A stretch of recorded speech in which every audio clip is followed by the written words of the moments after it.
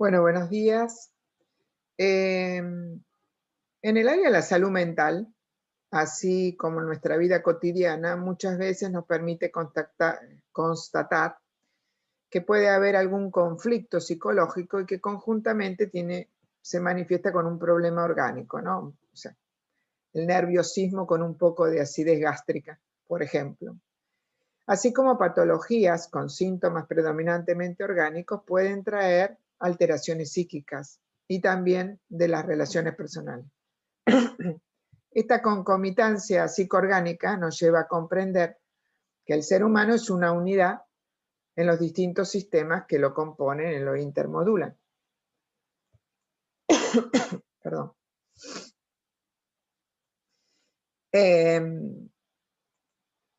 Nos referimos no solo a las dimensiones biológica, psicológica y social, sino también a la intermodulación del sistema nervioso central, del sistema inmunológico y del sistema endocrino, tal como lo plantea hoy la psicoinmunoneuroendocrinología. En realidad esto es una especialidad que muchas veces en la práctica clínica y en los posgrados ustedes lo van a ver como un área que se ha desarrollado mucho en los últimos años. La psicoinmunoneuroendocrinología propone un modelo integrador que postula la influencia y modulación recíproca e interactiva de los diferentes órganos y sistemas corporales y de los procesos psicológicos, fisiológicos, sociales, ambientales, espirituales, etc.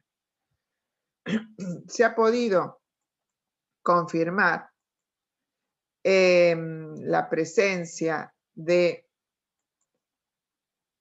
péptidos, se ha podido la existencia de receptores neuroquímicos en el sistema inmune para los neurotransmisores, neuropéptidos y hormonas. Otro tanto ocurre en el sistema nervioso y endocrino para mensajes provenientes de otros sistemas. Comprender la complejidad del funcionamiento del ser humano constituido por una red de circuitos interconectados e intermodulados, recíprocas de los sistemas nerviosos, inmunes y endocrinos.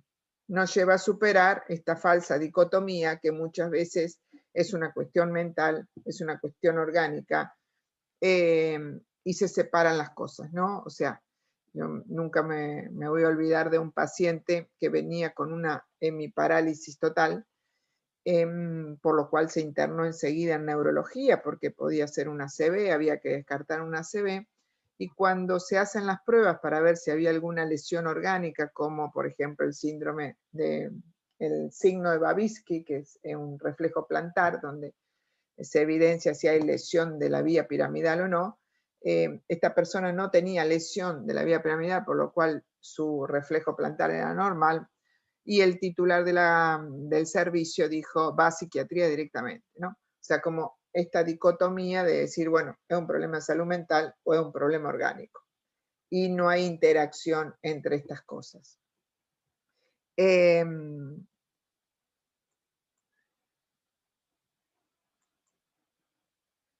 El individuo como una unidad psicosomática, todos los sistemas están interrelacionados, como decía recién, el sistema nervioso central, el endocrino y el inmunológico, enfoques psicosomáticos de la salud o no enfermedades psicosomáticas.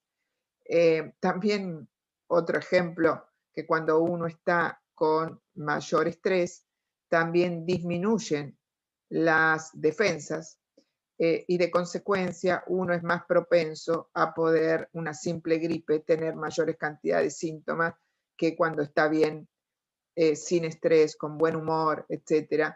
El resfrío o el mismo virus no afecta de la misma manera, ¿no?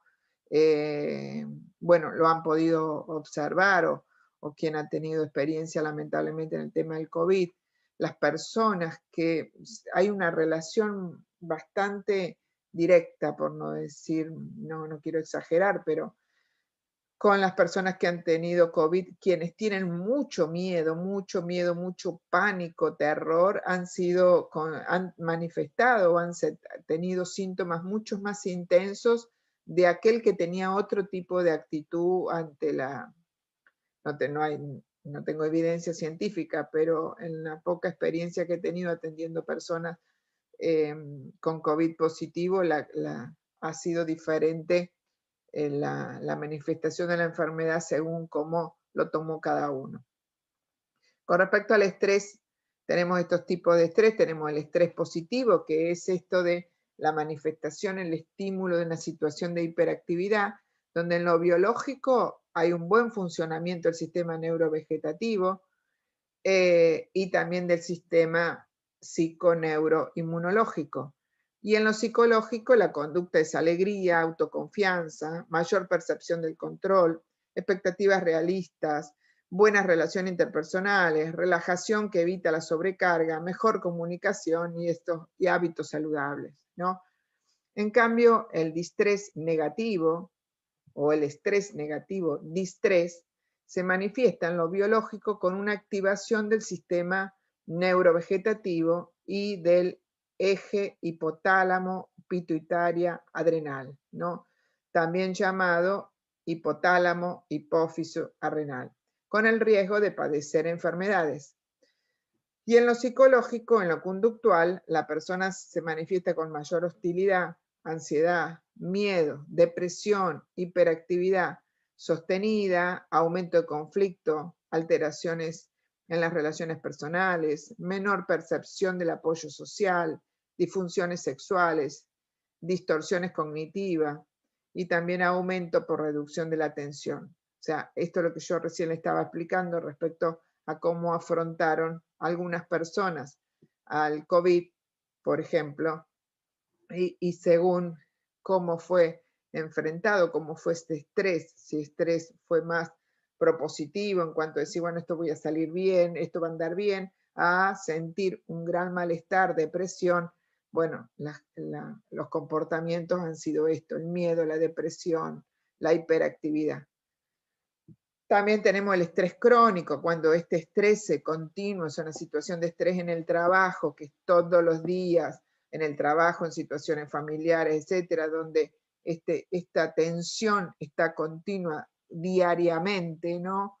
Uno tiene que estar siempre alerta, siempre este eje hipotálamo, hipófiso adrenal, continuamente liberando hormona liberadora de corticotrofina desde el hipotálamo, a su vez estimula la liberación de cortisol, ACTH, y esta a su vez estimula la liberación de glucocorticoides sobre la corteza adrenal, afectando el sistema inmune, y además de esta cascada de respuestas, otros ejes y eventos tienen lugar como, entre otros, el eje gonadal, el eje tiroideo, elevación del nivel de glucosa, la disminución de la hormona de crecimiento, el aumento de la prolactina, considerada la segunda hormona del estrés.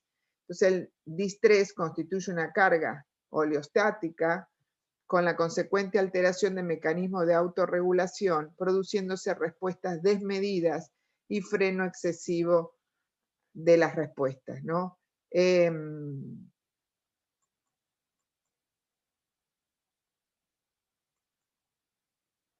Se ha comprobado que la existencia de receptores en las células del sistema inmune para mensajes provenientes del sistema nervioso y endocrino y a la inversa en otros sistemas, y cada ser humano es una configuración única y repetible en que convergen los factores genéticos, los factores adquiridos a lo largo de la vida biopsíquica, factores actuales, expectativas futuras y sentido de vida. No hablamos de psicogénesis ni de organogénesis, sino de intermodulación de factores en los procesos de salud y enfermedad. No hablamos de enfermedades psicosomáticas y no psicosomáticas. Hablamos de un enfoque psicosomático de la salud y de toda afección.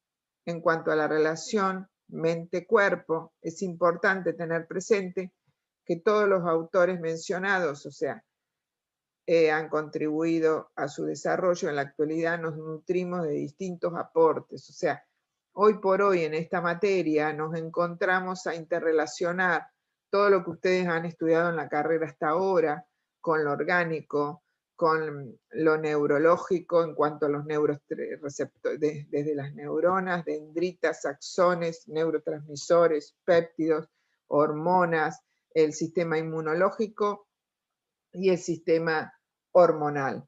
Todo esto hace que tengamos una idea más global de lo que es la mente y el cuerpo. Bueno, nos vemos en la próxima.